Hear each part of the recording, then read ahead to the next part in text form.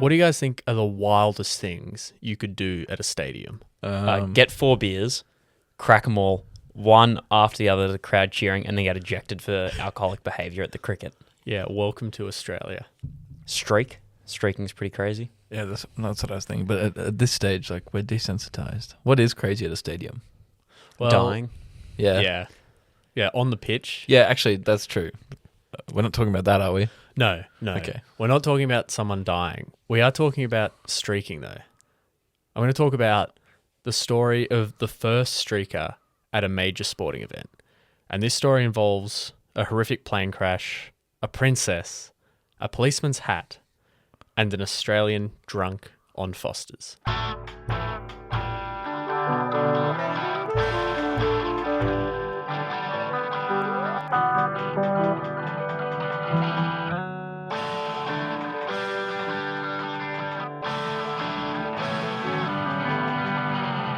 Hello and welcome to the Wild World of Sport podcast where three friends sit down, crack a couple beers and go on a journey to try and find the wildest story from the world of sport. From the world of sport and rank it. My name is James Whybrow and I am the story master today. Story master, I like it. Could be more interesting. Sorry. You're just looking at me like I killed a puppy. I'm sorry. I'm looking at you like I want you guys to say your names. It's like an improv group. It's yes and. It's not no, that's a bad idea. I'm Ben, James's brother, no relation. I'm Carlin Sheaves. I'm also not related. We got a last name. We got a surname. That's impressive. Okay, so streaking. I'll start with going all the way back to the start of streaking just to put this story into context because I'm talking about the first incident at a major sporting event.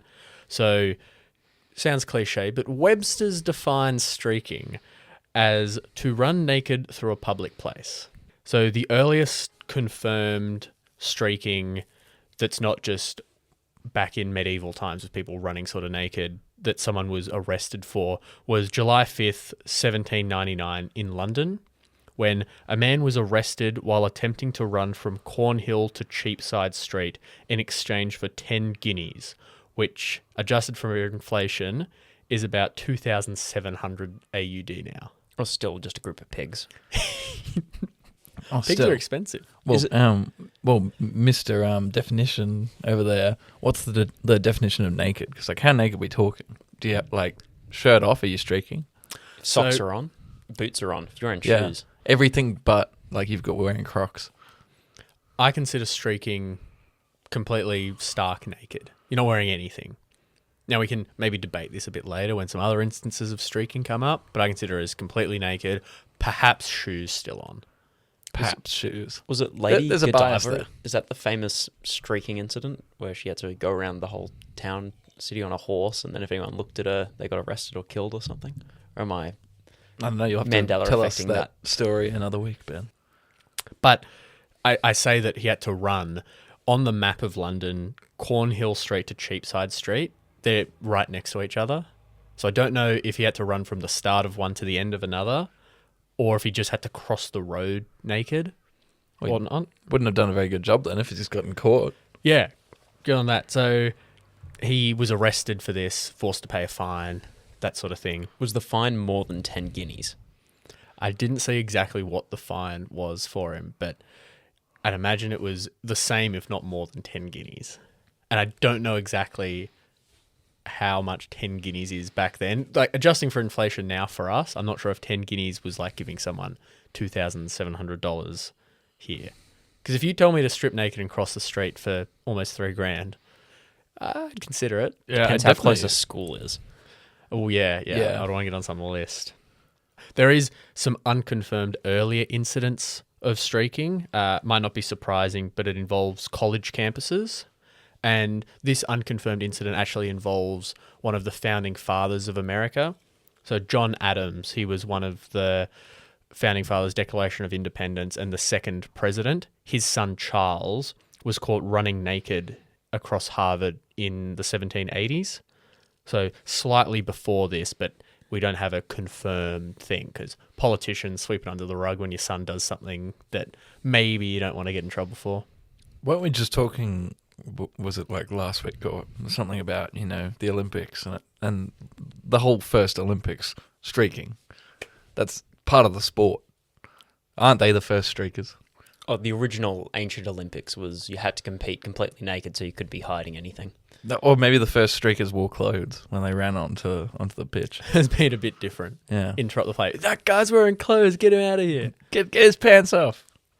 But in the 1970s is when the craze of streaking really took off and hit the mainstream. So there's a great story. University of Georgia. They set a still standing record to this day in 2025 of the largest group streak on the 7th of March, 1974.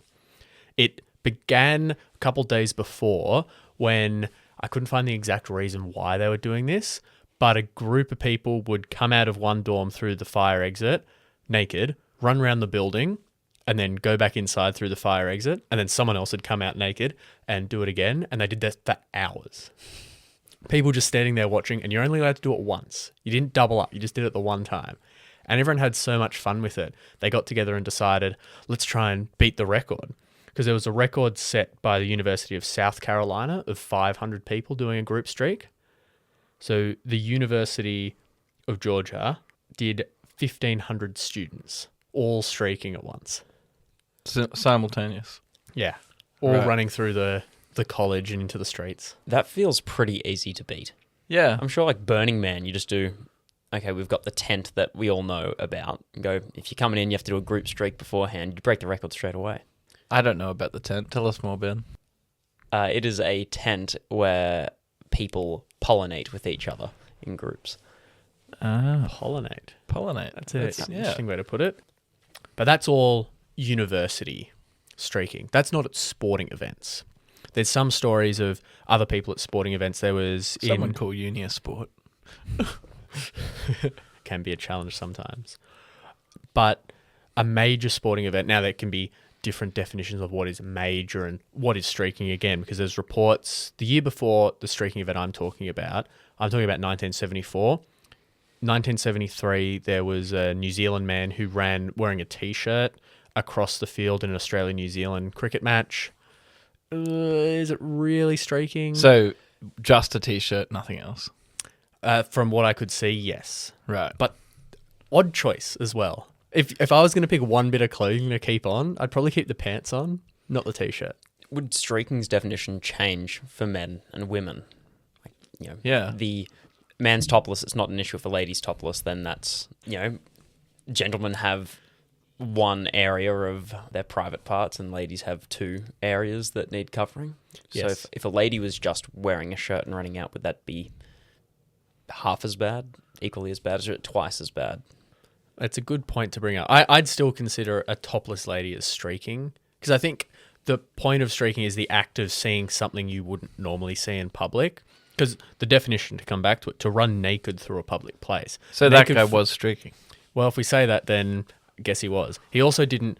He ran sort of around the outskirts of the field. It wasn't straight across an interrupted play. I think a part of streaking in organised sporting competitions is to interrupt the play. I would expect Interesting. it from him. He's half-assed. His whole ass is out, but he's half-assed the idea of running across. It's like, he's not committing to the full bit. He's only going to Doing a run full the lap outskirts. is something else as well, Like you're getting the whole crowd gets a good look, get up nice and close. Like that's almost a bigger achievement. If you can make it all the way around the stadium and security hasn't caught you. Well, it wasn't a whole lap. It was just around part of the outskirts and then jump into the fence and before police could notice. So never got caught. Oh, well, good on him. So again, we can't talk to this person because no one knows actually who it is. If you are that person and you're listening to this, let us know. We'll have you on. So If you wear pants this time, or shirt and shirt. Are we saying and shirt as well? Crocs, Crocs. just Crocs. Wild World Sport sponsored Crocs.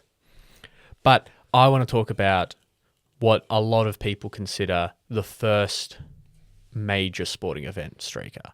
And that was held by an Australian. Still is. You can't take it away from us. Aussies doing Aussies proud. So we're just ignoring the New Zealander guy. That's Aussies doing Aussies proud. Isn't that just classic Australia ignoring No, the it New was Zealand us person? that was first. We invented the pavlova. Crowded House is ours. Lamingtons. Yep, We did invented it. the flat white. We did. Yeah, New Zealand can have Flight of the Conchords. Yeah, they did do that. It was pretty funny too. Yeah, very good. But I'll go back to the start of Michael's journey, and it starts with a plane crash. So 1974 had the worst air crash disaster in history at the time. So Turkish Airlines flight 981 from Istanbul to London with a stop in Paris crashed just outside of Paris on the 3rd of March, killing all 346 passengers and crew. Absolute travesty. It was because a cargo door blew off, poorly built plane, and then... What? That happened like last year.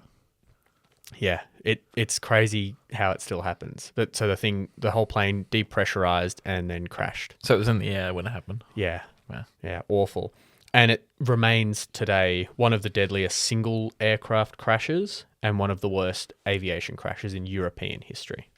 On board the plane, who tragically passed away, were travelling fans of England and France rugby team, as well as the Bury St Edmunds Rugby Club confirmed that they were on board.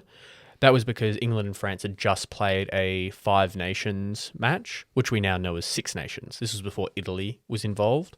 It ended in a 12-12 draw. But to honour the fans that passed away, there was a charity match set up between England and France. And so they played that a bit later at Twickenham, which is the home of rugby. Sort of Lords is the home of cricket, Twickenham the home of rugby. That was on the 20th of April. Is Twickenham in rugby? Because I thought like rugby is like a town. Would that not be the home of rugby? Well, there's a whole story there about how rugby was invented that we could touch on later, because it is quite interesting, but a lot of people dispute if it's actually true or not. Right. But yes, the home of rugby, you could say, is that. But Twickenham is where, I mean, it's England saying it's the home of rugby. Yeah. So we'll let them have it for this story because it adds to it that it's at the home of rugby. Sure.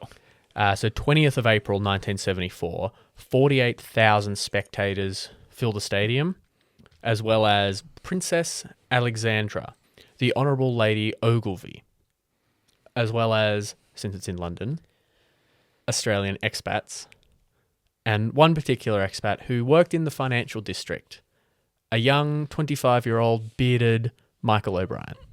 Is this where we get the term ogling someone? No, I don't think so. Any linguists out there? Let us know. What do you think would compel someone to run across a sporting field naked? Money. Alcohol.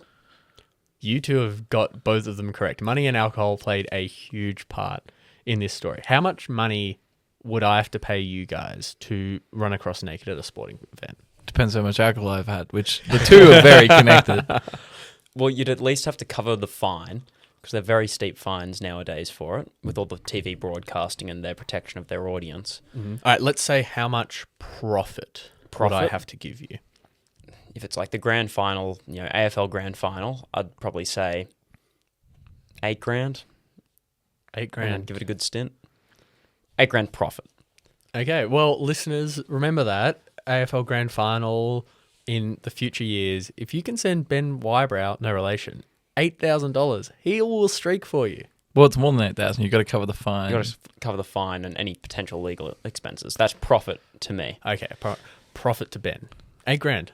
O'Brien, he did this. He was drinking. I'll start with the alcohol. He was drinking, and this was 1974. Foster's was relatively new in the UK. 1971, it was brought over as a switch from ale drinkers onto lager, and was marketed Still that predominantly way. Australian. Yeah, we're drinking Foster's right now. Yeah. In the studio. So all the people watching the video stream that doesn't exist. Yeah, any beer sponsors out there that want to save us from drinking Foster's, please get in touch with us. I don't think I've ever had a Foster's, I'll be completely honest. You're not missing much. I was told in the UK when I was there, someone described Foster's as the beer you can drink when you have to drive. It's a little bit like VB. No, VB is fantastic. Especially the extra strength VB tastes like caramel. Well, then maybe you'll enjoy it. I'd say it's worse than VB then, if you really enjoy VB that much. But it just kind of tastes like beer water. Mm.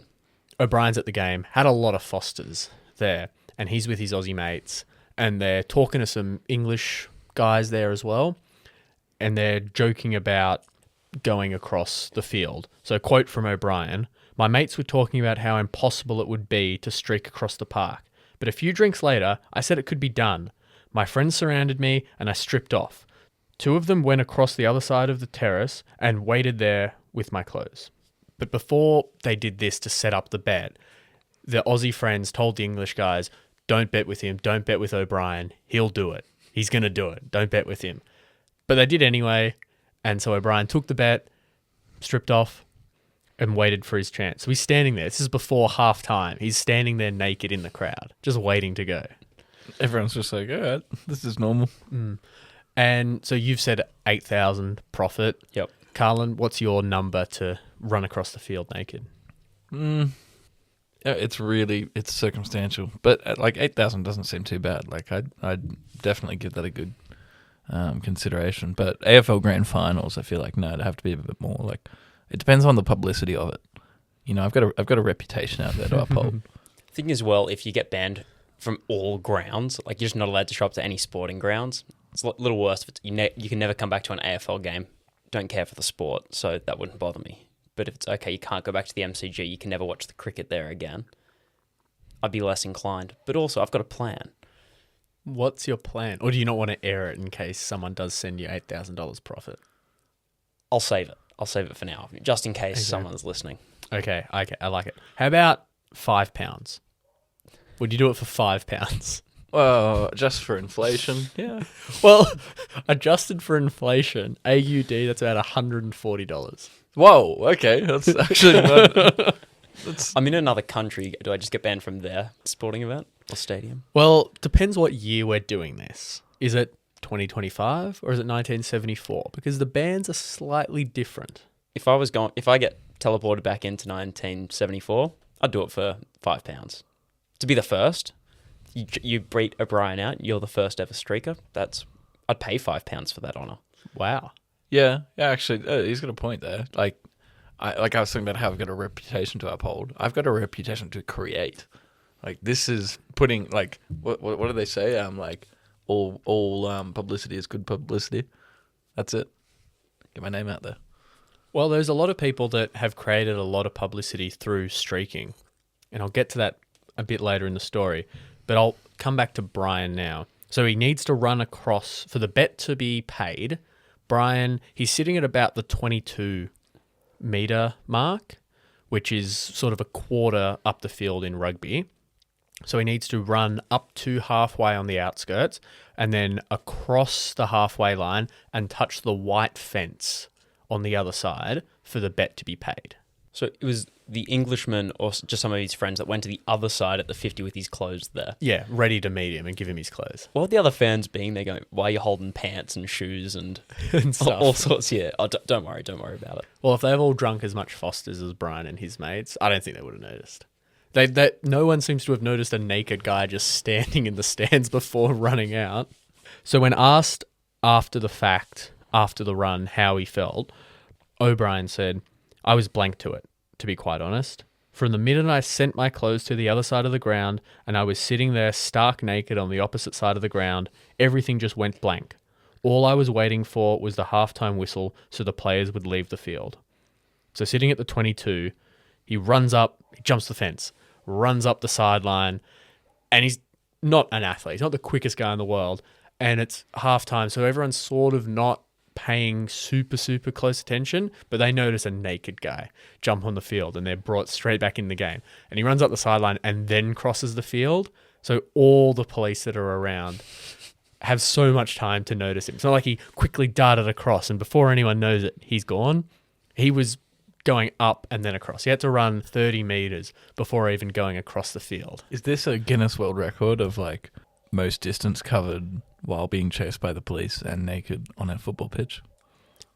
Well, I guess What's it by got, 80 metres or 90 metres if you include the edge of each 50. I reckon you could get more than 90 metres. Yeah.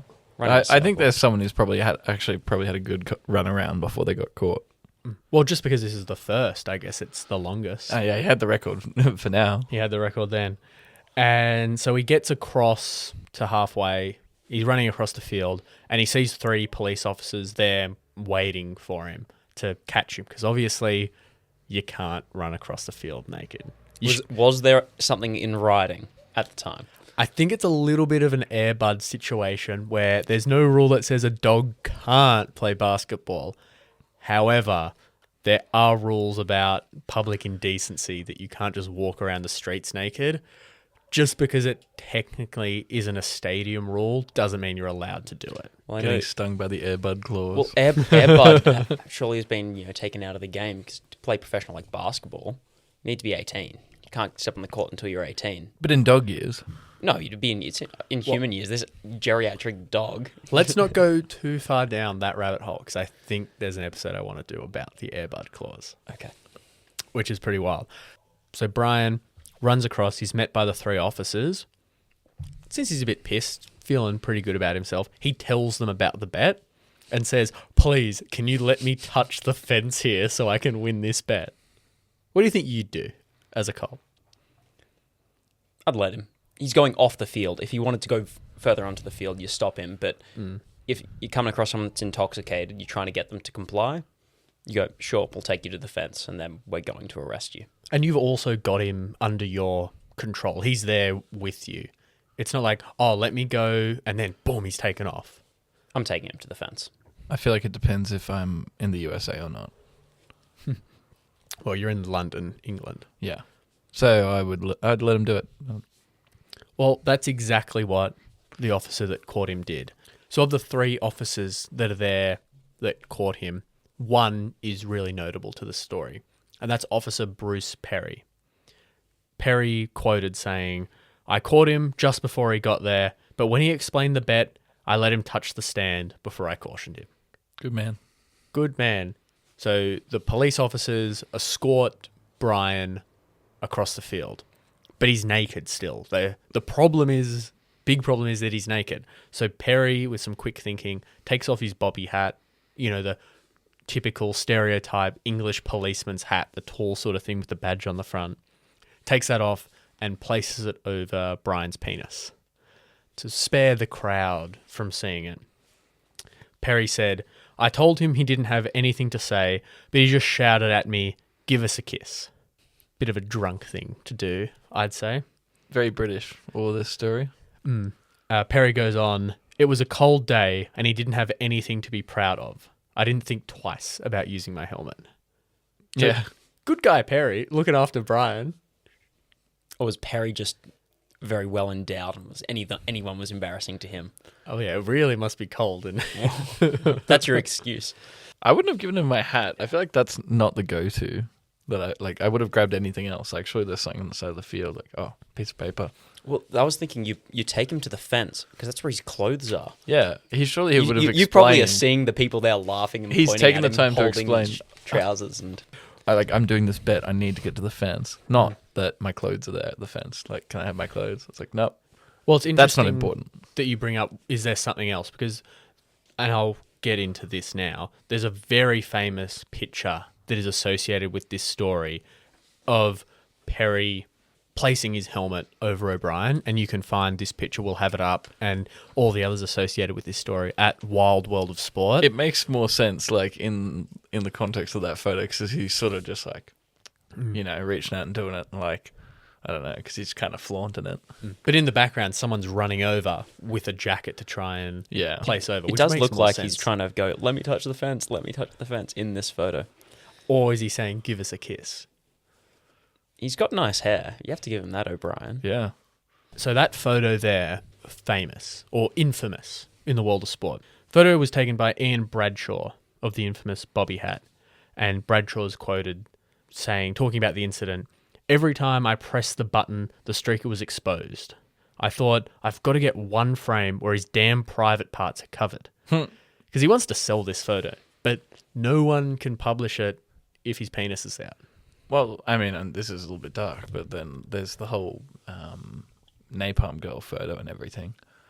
Then they had the same worry. It's like, nah, it's like unpublishable. But then it won like the whatever that prize is for journalism. and all that. Pulitzer I think so, yeah. Prize? Pulitzer Pulitzer Award. Prize. I think there's Would have a been a Pulitzer slight Prize. difference between something showing the atrocities of war, I get that. as opposed to some But drunk it's Aussie iconic. running across a It's rugby iconic. field. You know, what sells. Well, thankfully for Bradshaw, Perry put that photo over, and this picture sold. It didn't just sell in the papers. It went everywhere. It was infamous, and it won awards. It won Life magazine's Picture of the Year, 1974. It won People magazine's Picture of the Decade. So for all of the 70s, think of all the crazy stuff. You know, that photo was probably in the 70s, the one I'm talking about. Like, because it was either late 60s or 70s. I'm going to look. You just keep talking. Well- I'm just going to find this out. Michael O'Brien. Is it Ian still Bradshaw. streaking? Like you have just a jock strap, just so they can take photos of you. Well, it comes back to our original debate. Is it streaking if you're not fully nude? 1972. It's like one of the most famous photos in the world. That Well, I've never seen it. People magazine. We thought People magazine. People magazine thinks Michael O'Brien actually. This photo also won a World Press Photo Award and is now considered one of the most infamous photos in sporting history, which is a bit ironic that it has nothing to do with someone playing sport. But what was the fallout for streaking across a field? There's no precedent for an event like this. How do you punish someone? So O'Brien was taken... Slap on the bottom. Spanking. Yeah. So O'Brien was taken away, and he was taken across the road to the local police station, signed all the forms, filled it out, given his clothes back, and brought back Finally. to the game. Oh, that's a sweet deal. Couldn't imagine that happening now. No, that's good. This is like they're like super progressive. This is modern age thinking. It's like, no, we're not going to punish him. We're going to teach him. We're going to bring him back to the game. Rehabilitate him. Yeah, exactly. Well, I guess part of it is you can't enforce laws retroactively. Yeah. If there's not a law in place, you can't punish someone for something that isn't illegal. Public indecency probably was illegal, Yeah. but I guess Maybe in the there's heat like of the a fine or moment, you something. just... I would have guessed you just put him in the drunk tank and let him sober up and let him go later. But taking him back to the brought him game back for is, the same is game. ridiculous. Did he go again? No, he didn't go again. That He- would have been he- the best part of the he didn't ride his luck and go again. That would make this the wildest story that I think we've done. But O'Brien was quoted saying, "They got me out, got me dressed, got me to the local police station and all the forms filled in and back in my seat, the same seat, by the time the players had taken the ground for the second half." But he didn't miss a minute of the action. You think... They I don't didn't know even take him to the police station. They just... They did take him yeah, across the road. Across the road to the local police station. So let's say... How quick did they do that? Well, I don't know exactly how long halftime was in 1974 charity rugby matches. I imagine it's probably about 15 minutes what we have today. So in 15 minutes, he ran across the field, was escorted off, went to the police station, filled out forms, dressed, came back, found his original seat, Had another beer. had another beer. The cops just didn't want to miss the game. That's all it was. They just went, we need to get him back because we want to go back and watch the game. Yeah. That makes the most sense for why they would have done it. Well, Ben, would you... $8,000, would you do it again a second time after being caught? I will guarantee if I am then allowed back into the stadium for the same event, I'm doubling up. Whatever the punishment, I am doubling up. If I streak at a major sporting event, get arrested and let go in the stadium, I'm doing it again. Well, like you said, they haven't made the laws yet. It's not like they made them just then. They got a football game to watch.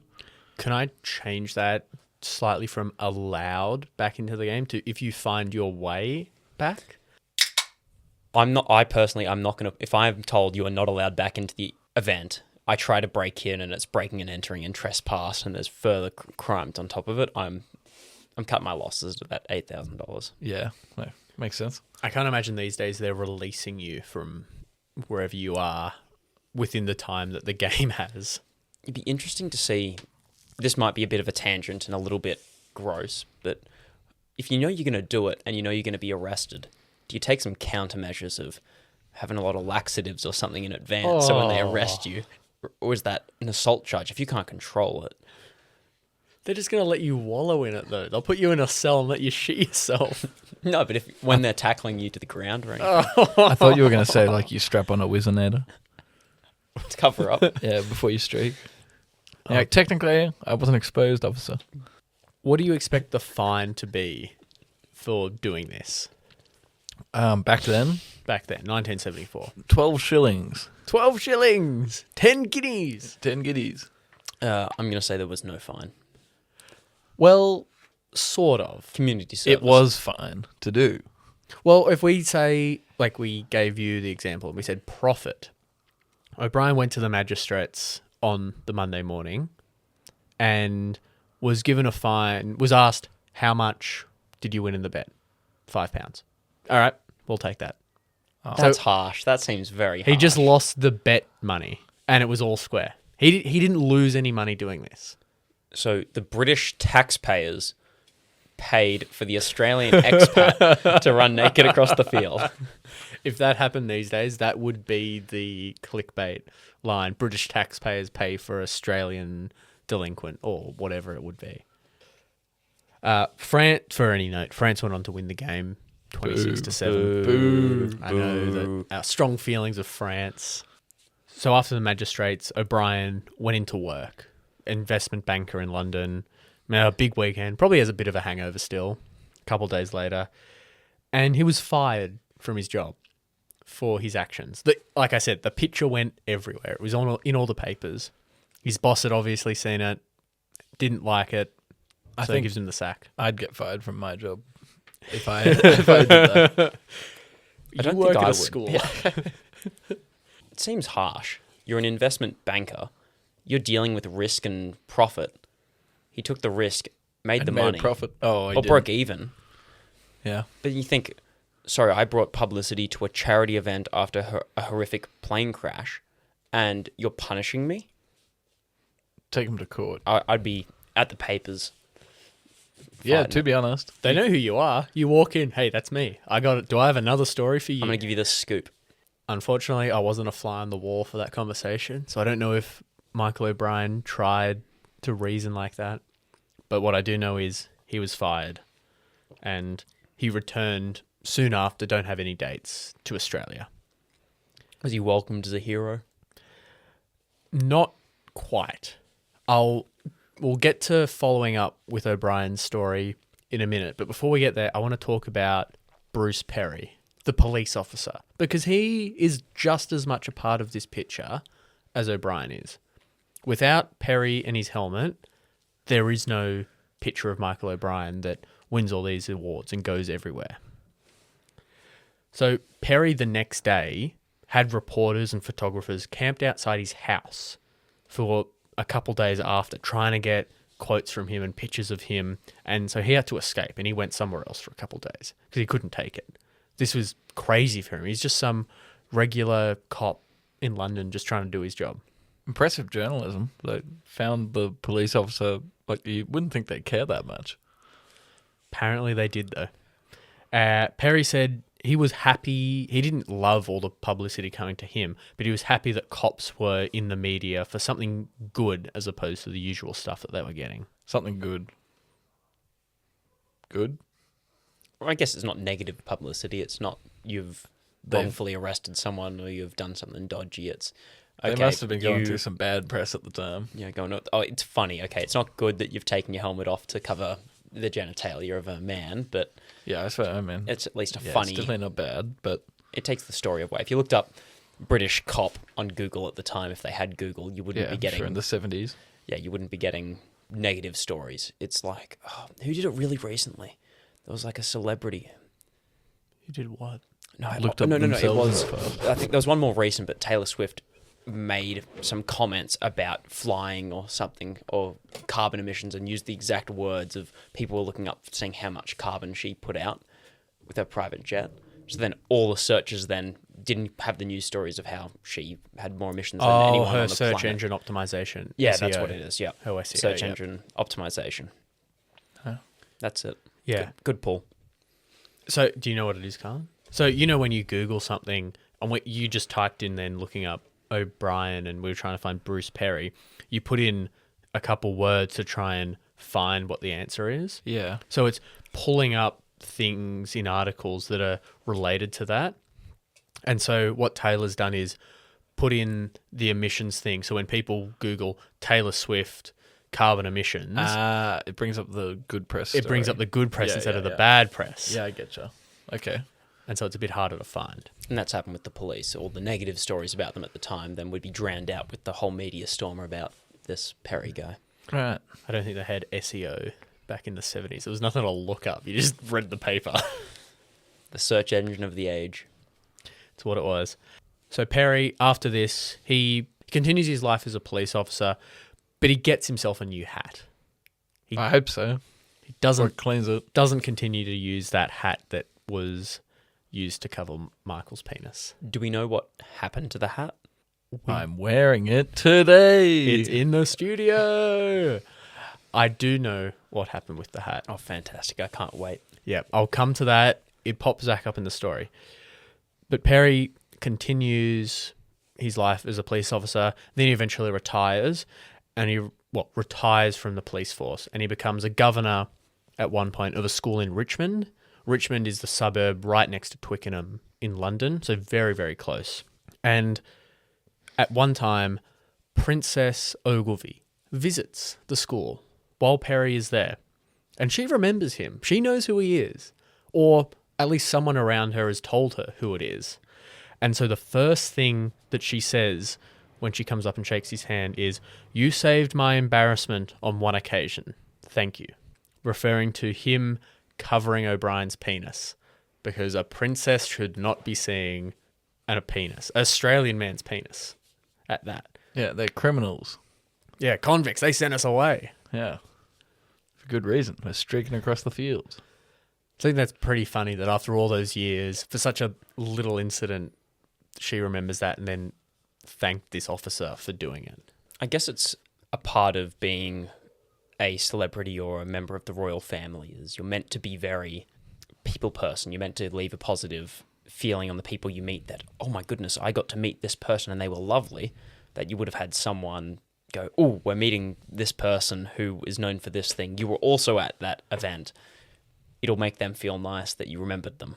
Well, Or it's you the thanked thing them for of, something. it means nothing to you, but it means everything to them. You saying that, you'll forget about it, but they're going to remember that forever. And Perry, this was years after the fact that he relayed this quote to journalists. So he held on to it. But let's come back to Michael O'Brien. So O'Brien's fired from his job, stockbroker, and he returns to Australia. And he set up his life as a stockbroker in Melbourne and didn't ever really talk about the streaking incident to anyone. Tries to fly under the radar, just do his job, be himself, let that incident... Be himself, look out MCG. have that incident when he was 25 as an expat living in London just wash away. It's not who he is. It does. It very much is who a 25-year-old expat, Australian expat in London is, though. So Yeah, he's Fair. not breaking any stereotypes for us. In fact, he started most of them probably. But he was eventually tracked down by an Australian television program, Where Are They Now?, which ran from 2006 to 2008 of the one that O'Brien was on, which was just finding people that had their 15 minutes of fame and finding out exactly what the show's called, Where Are They Now?, seeing where their lives went after the fact. The whole premise was, remember this person? What are they doing? O'Brien seems like a pretty good candidate for it. I feel like we get some of those stories now still of, here's the person from the viral meme in the early yeah, 2000s. Or the one that I've seen recently was so apparently kid at like the theme park, and then seeing him like 10 years later. So this television show tracked down O'Brien, and he agreed to come on the show. He was going to be a good sport about it, but on the condition that they found Bruce Perry, the police officer, and the hat. Not just any hat, the hat. You couldn't just grab any old Bobby hat. They had to find the Bobby hat. is he asking this like because he doesn't want to do it? He's like, if you can do this, then I'll come on. Well, I don't want to speak for him. It's not exactly clear what his motives were there, but I can sort of infer that perhaps that was his thinking that, wow, if they're really going to go this extra mile to find make this it worth thing, that, okay, I'll do this for them, but I'm not doing it if they don't do it. It doesn't sound, because he didn't talk about this. He didn't make this his life. He didn't try and make any extra money on it. He's probably, I mean, we've all had a bad hangover and got some anxiety. Oh, did I really do that when I was drunk? And he ran across a field, sort of got arrested and got fired from his job. You'd be feeling pretty bad about that. Yeah. In my own head canon, I imagine he's just... I wasn't the only member of this story. Perry was an integral part of it. I want to share the love, share the notoriety. Maybe it will help him out in the future, get another few interviews or some, coin in his pocket as well. Well, whatever the case, they tracked down the Bobby Hat. And the Bobby Hat had a pretty interesting life after being placed on Michael's penis. So the Bobby Hat was at one time displayed at Twickenham, the rugby stadium, the home of rugby. That's a good place for it. It was also sent to Richmond Rugby Club, again, the suburb right next to Twickenham. And it was displayed there. But it wasn't just displayed in a glass cabinet with a little sign. It was hung on a marital aid. It was hung on a statue. Very, very close. It was hung on a printed out life-size picture of this infamous picture, which you can find at Wild World of Sport, in the exact spot that it would be. I don't know if they used a marital aid on the wall or if they just had a bit of wood coming out to hold it there in position, but it was placed as a display over the life-size picture. That's not the end of the life of the hat. It didn't just remain there. It went up to auction as well. So it was auctioned in the year 2000, was bought for, it was bought for pounds, but I've already done the conversion. 6,000 AUD then, which is now 12,500 roughly. Hearing the story, that seems like a pretty good deal. Pretty good deal. This wasn't bought by the Where Are They Now television program, bought by someone else, but the program tracked it down, as well as Perry, who walked out onto the stage and presented Michael O'Brien with the hat. Was he wearing it? Yeah. He wasn't wearing it. He had it under his arm and he presented it, and they flipped it over and showed that every policeman's hat had a serial number in it so that it was their hat. So he showed the number, matched up with what Perry saw it and went, oh my God, they actually found my hat. So he knew it was real. Why would he lie to O'Brien about it? So O'Brien got the real hat. I thought you were going to say they flipped it around and saw a uncomfortable stain. That's what I was thinking. Oh, no. And then he said every policeman's hat has it, and I'm like, geez. What are they going up to in London? No. So they went on, they did a little interview on the show together, and O'Brien was asked about the incident. And so he said, the stupidity that went on for years and years later. There were no TV cameras at the games in those days. Nobody but the 48,000 people in the park would have ever known about it. But Ian had a new camera, and he just picked it up and went click, click, click, got the photo, and the rest is history. O'Brien was asked to give advice to anyone thinking about streaking. And he said, absolutely, don't. Boo. Yeah. That ruins the story for me. No, it ruins it. He didn't like what he'd become because, as I'll get into... Nobody liked me until I took off the mask. If you live long enough as a hero, you become the villain, and he has become the villain. As I'm about to get into, I talked about streaking, how it was involved in college campuses, and then it found its way onto the sporting field through O'Brien. It set off a big trend in sport that we still see today, and there's future events that are going to happen. Ben at the AFL Grand Final, for example. So O'Brien didn't like that he'd become this sort of martyr for streaking, and it's a bit like anything. Once one person does it, everyone else thinks it's okay and they can do it too. Well, I know they say the second person is the most important in creating a movement or a change. yeah, true. Because they're the first to accept the change. Yeah, because one person, no. But then someone's got to cement the rhythm. So if we factor in that New Zealand guy who just had the pants off and left his shirt on as the first, then O'Brien really was the trendsetter by embracing it. But then it's going to be solidified when you run at the AFL Grand Final. That's when the history's going to be made. Yeah. Oh, I can't wait for that. Can't wait for my Where Are They Now? 30, 40 years later. So there's been countless streaking events since. I'm not going to go through all of them because just not enough time. But some notable ones. 5th of August, 1975. Michael Angelo, another fantastic picture. That will be posted at Wild World of Sport. A Ninja Turtle streaking, that would be pretty incredible. No shell. How did he do that? Oh, we get to see. Yeah. That is a great... It's the top one? Yeah. That is a fantastic picture. So He's man-catting. So the picture of Michelangelo, he streaks across Lords during an Ashes test match between Australia and Is England. an insane photo. So he was bet as well, £20 bet to streak across the field. He said he didn't have a plan. He just ran across, he got to the stumps, and he hurdles them, and he's got his left arm raised. And it is a fantastic picture. That is extraordinary. Angelo quoted saying, "I remember the magistrate asking me how much the bet had been for, and I said £20.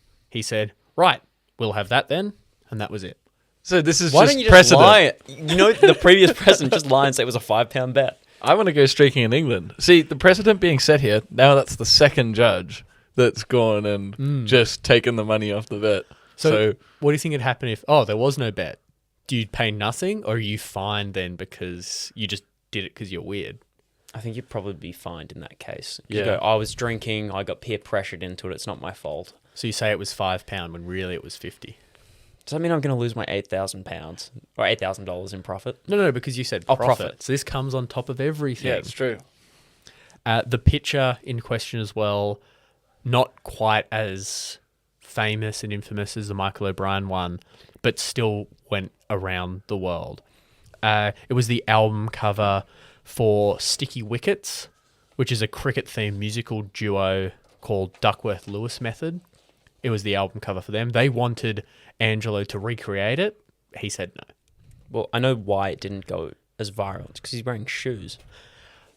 Again, this comes no. back to me saying think at the that's start, is shoes allowed? Because I think this guy's definitely streaking. O'Brien was shoeless. Shoes almost make it funnier. In the practicality sense, I'd wear shoes still. You get better grip on the grass, a better chance to Could run evade faster, the yeah. security. Moving on to another infamous story, staying in England. Erica Rowe, again, picture at Wild World of Sport. One of the pictures we can't put up some of the other ones because this is a woman who streaked at Twickenham Stadium. And again, this comes back to the debate at the start. She was wearing pants and she removed her top for streaking. I think we came to the conclusion that for women that counts still. I think if it's in a painting, then it's not nudity. I think that's the general rule. So if we take the photo and then paint it, then it's not nudity. I think people can put it together because one of the photos that will be up is the same bobby hat thing where they've got the bobby hat to cover one of her breasts that is exposed, have it not be exposed. So that was on the 2nd of January, 1982, again at Twickenham, during a rugby match between Australia and England. Did we win that match? Unfortunately, no. England won 11-15. Australia on that tour only won one match of that. One international match of that tour. 11 is a weird score to get. It is a little... Well, you score a try and then you kick 2 penalties. You don't convert your try. I don't know how often I've seen an 11. It is a bit funny. England score 1 try and convert it, score another try, don't convert it, and then kick a penalty goal. And that's how we get there. So that was a famous one. And Erica now is known as the most famous British streaker. And the BBC described the event as perhaps the most famous of all streaks. I think. Yeah. I think so. Boo. British boo. bias. O'Brien. British bias. Let's Not the New men Zealander guy. Don't even know say his that a name. man is above the woman. No, it's not that. It's just it's only getting that appeal because it's a woman. Probably the crowd are more excited for that on average. I would have to agree slightly with that. That If there I'm- is something more there. To totally be honest, viewers, you need to see that photo. What was this guy's name again? Sticky Wicket Man? Michael Angelo. They're all called Michael. Yeah, it's a funny thing. But that is an insane photo. Like, that deserves photo of the decade. If only he brought a ball in and bowled. Oh, Imagine he brought that. 2 in. Pulls one of them out. He Yeah, even if brought a hit the bat. if he hit the bails. He brought the balls in the bat. Or the balls in the bail, maybe. I said that Michael didn't make any career or money after the fact. of his streaking. Erica did on her part. Not immediately. OnlyFans. Oh. This was before the time. She, quite tastefully, in all honesty, was like very good for her. She moved her family. They went to Portugal. She didn't really see any of the publicity and stuff for her until later in life. Her sister passed away suffering from breast cancer. That's rather ironic. So Erica... Is that really untasteful? That doesn't seem very ironic. If she then did, it's like your sister. It's like me going, I'm streaking at the AFL Grand Final, and then James, no relation, dies of prostate cancer. Yeah. I don't know, just because it's related. So her sister sadly passed away of breast cancer. So Erica decided to do a nude calendar shoot, a tasteful nude calendar shoot, to raise money with all the proceeds going towards breast cancer. And she did a big media tour for this. Did she bring in other famous streakers to then... No, it was just of her. That could have been an idea. But she also then starred on season 3 of The Island with Bear Grylls. Wow. Bear Grylls is on the island? What? Oh, I thought you meant like, I don't know, like some like Lost. reality show, like Love Island, Bear Grylls. yeah. I Love just Island. figured it was like one of those shows. No, it's Bear Grylls' show where he goes out and he's on an island and has to survive, and he takes out a celebrity. And so Erica is the That sounds like an celebrity. awesome show. I thought he just did Kissing in his mouth. yeah. What's his show actually called when he Man does vs. that? Wild. Man vs. Wild. That's it. Yeah. Great show. Love Bear. There's a Is really that good... sport? There's a really great Instagram account of someone that then tracks down all the locations they used to film it and then debunks the Yeah, no, wildlife I've thing. seen There was that one. where he jumps across a gap in a lava Yeah, lake, and then it- there's like a road right there. yeah, or it looks like a big ravine that he's jumping through. In reality, there's nothing. It's like a 2-meter drop, and it's Because like the 2 bit feet like wide. he does as well, it's like Bear Grylls is like, oh, I've got to be real careful. These rocks might fall apart at any minute, and he like carefully climbs across, and then it cuts to the guy doing it, and he's like standing there, and he's like pointing at the road, and then he just like jumps across. There's no way they'd actually put their star in any real danger Yeah, like that. well, I know They they have make a him drink policy piss. of if they didn't eat the food he made, they didn't get any of the food. So when it's eaten the bugs and the rubbish, then when he caught lobsters or something, you didn't get to taste any of it. You just had your staff rations. yeah. Going more Australian focus for streakers, Andrew Simons, famous one, he shoulder charged Robert Ogilvie in a one-dayer versus India, who ran on the field. Great footage of that you can find. Then State of Origin, Game 3, 2013, streaker Whitey Holmwood, he ran naked into State of Origin in a very important play of the game and interrupted the game. Was that the one where Paul Gallen then changes his course to then fall over him to stop a try? Yeah. Paul Gallen, you're a flog. Yeah, I can back that. So Holmwood was fined $5,500 for that streak. So we're going up in price a little bit from the original give the bet back. Had to have the Australians, set the precedent You've got again. to punish us. I guess we're repeat offenders by default. There's hundreds of other streaking events, but there's not enough time. But that's what I've got for Michael O'Brien's story. But I will leave us, before we get to the ranking, with a little teaser for a future episode. Mark Roberts. He's someone that has streaked at many events. Super Bowl, Olympics, Wimbledon. He's a professional. He's a serial. He's a serial streaker. Recorded over 583 streaks. You in think his he'd career. be in jail? What? You would think so. Maybe we can get a collab for the AFL Grand Final. Yeah. Oh, that'd be good. But I'll leave us with that. And when we come back, we'll rank where Michael O'Brien and the first ever streaker at a major sporting event rank as the wildest story in the world of sport.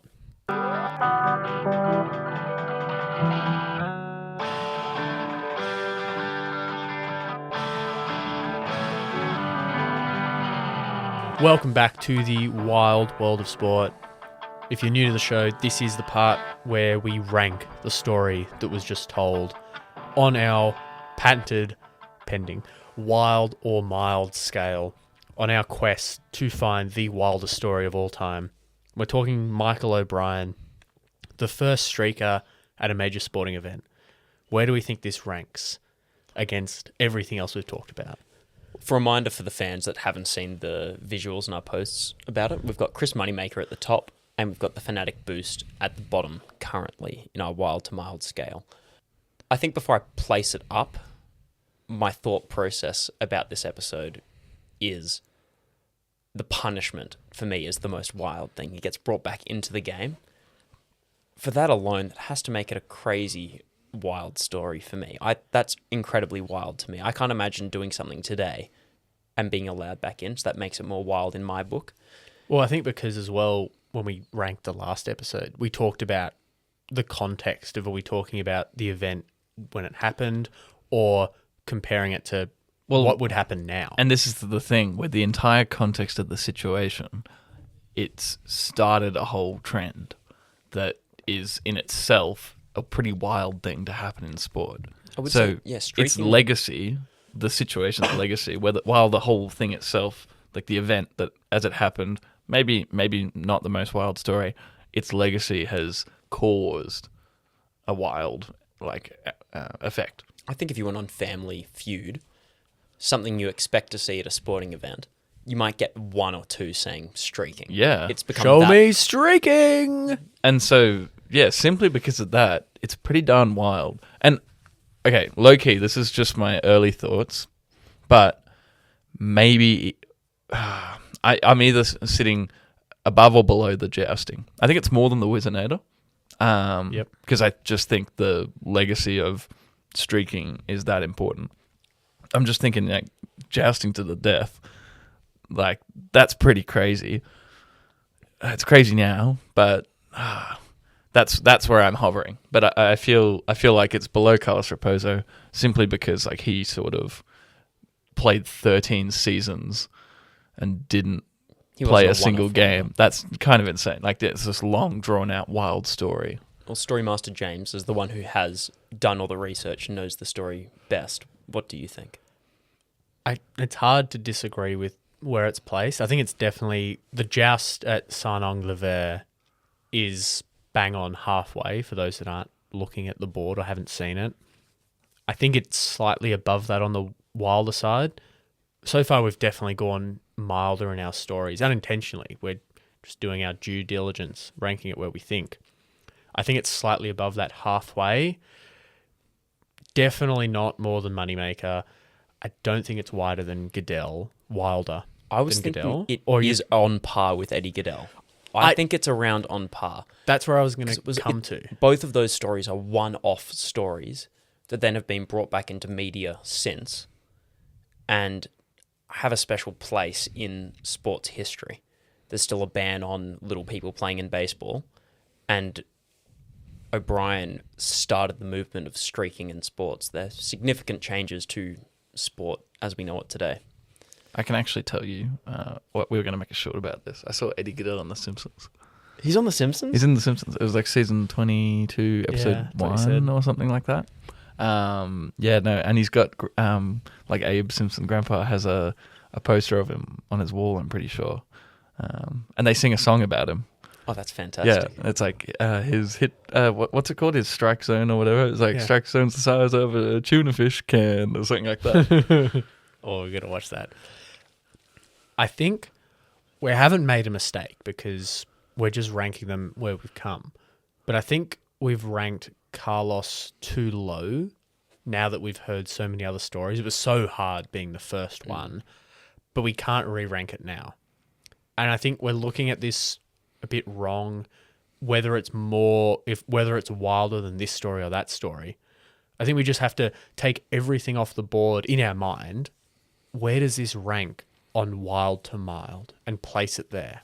And then we'll come back and we'll figure it out. I think this ranks about 70% wild compared to mild. Puts it close to the top end of the board than the bottom. I think, like you said, it's like, the problem with Carlos was we sort of did it and we went, oh, well, surely there'll be something more wild. You're always wanting to compare it to something. And I think that's kind of what we have to do. And comparison is the thief of joy. And recency bias is a big issue when you come to wild stories where we won't remember the minutiae of each story. Yeah. It's hard. This is why we need you, the listener, to help log us. on to Google Plus. We're not getting any engagement on it. I don't know what's going Demand that on. we appear on Google Plus. We're struggling with this one. We'll find a place, but let us know where you think Michael O'Brien ranks on Wild or Mild at Wild World of Sport, Instagram, TikTok, Facebook, YouTube, Spotify, and Apple Podcasts. But let's pick a spot. We've got to put it on there. I'm putting my foot down and saying it's above Carlos Raposo. Carlin? I'm going to be interesting. I'm going to say below Carlos, and then just to see what happens. I don't know. How are you going to solve that? Oh, you're put it all on me. I am slightly biased because I'm the one that's brought the story to us, and I think we all have this feeling that your story's your baby. You do the research, you tell it, you plan it all out, how you like it, and you know things that haven't been said in it because it just hasn't quite fit with the narrative. Both arguments of above and below, I think, are valid. I think it's time that we do something we haven't done before, and we place two stories in the same spot. Because we've got a big board. We'll up. separate them on goal difference later. He's the copper that's taking us to the fence that he wants to sit on. Yeah, Bruce Perry's letting me touch this fence. So we're going to put Michael O'Brien right next to Carlos Raposo. We're splitting hairs here at this point, I think. And moments like this in our rankings just shows the need for maybe a revision of all of the rankings. If we can move them around or understand, just get a 2-minute microcosm of what the most important parts of each story are to refresh our memories and have them all at the same time to then re-rank. And also have the audience perspective. And it shows the need for this podcast as a whole. Exactly. Who else is doing this? Who else is trying to find the wildest story? Do we need to get a trophy or a plaque or something built? So then I was at kinda the end thinking- of each season, Yeah. we then send something They'll be the champion. to the champion. We get to find their PO box. But then find you can get like a someone. little award. We could have the viewers one as well. So Oh. like voted by. We can get like number one grandpa and then just cross out the name and say wildest story. I love this idea. So, all right. Well, there we go. Season 1 will be ending at the end of the year. Who's going to win wildest story? We're going to come at the end, re-rank the stories that we've heard, and we need you, the listeners, the viewers, to re-rank them yourselves. Tell us where you think of it. Let us know which one's the wildest. Is it Chris Moneymaker? Is it Eddie Goodell? Is it O'Brien or Raposo? Is it the Fanatic Boost? Have we got it completely wrong, putting it on the milder side? Let us know at Wild World of Sport. And as of right now, if you have Chris Moneymaker's PO box, let us know, because he's got a trophy coming his way.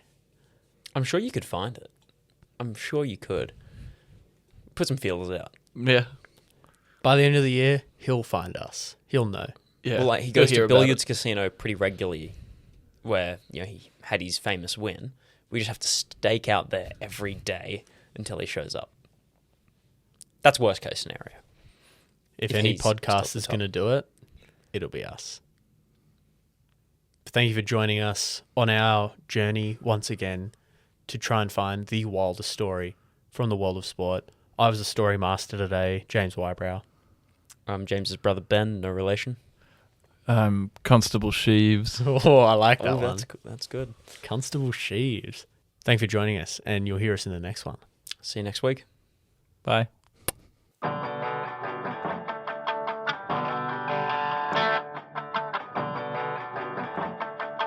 Maybe we should use marital aid as a less colourful term.